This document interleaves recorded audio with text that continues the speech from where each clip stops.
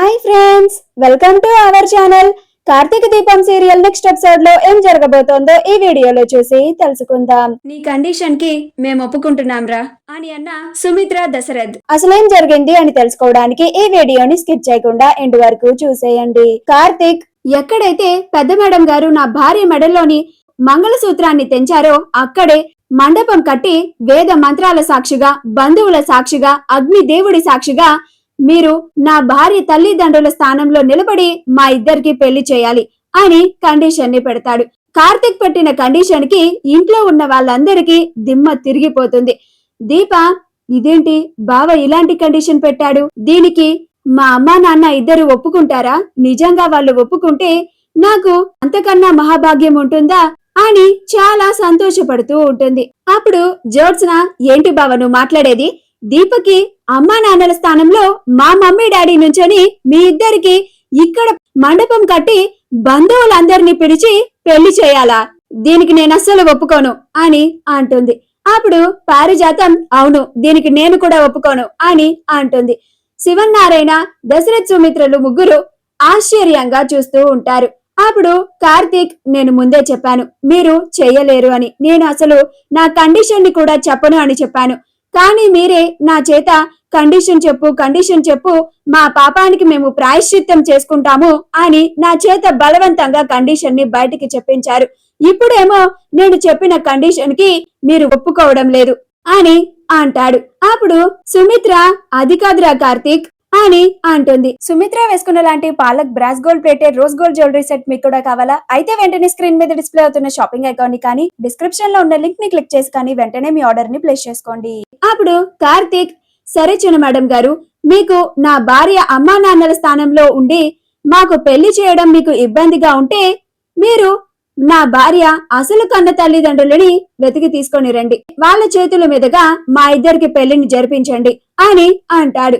అప్పుడు పారిజాతం, అసలు ఈ దీప ఎవరికి పుట్టిందో కూడా తెలియకుండా అసలు కన్న తల్లిదండ్రులని తీసుకొచ్చి ఎలా పెళ్లి చేస్తాంరా? నీ కళ్ళకి మేము ఎలా కనిపిస్తున్నాం అని అంటుంది. అప్పుడు జ్యోత్స్న, ఆ దీప అసలు కన్న తల్లిదండ్రులు మా మమ్మీ డాడీయే, ఇంకెవరో కాదు అని అనుకుంటూ ఉంటుంది.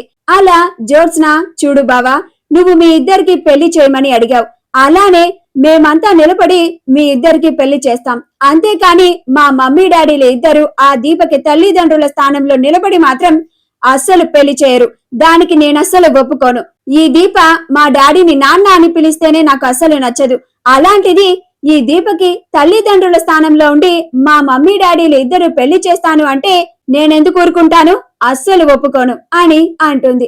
అప్పుడు కార్తీక్, అయితే మా నాన్న మమ్మల్ని వదిలేయండి, ఇంకొకసారి మా పాపానికి ప్రాయశ్చిత్తం చేసుకుంటాము, ఏదో ఒక మార్గం చెప్పు అని నన్ను మాత్రం అస్సలు అడగకండి, ఆ దేవుడు వేసే శిక్షని అనుభవించండి అని వెళ్లిపోతూ ఉంటాడు.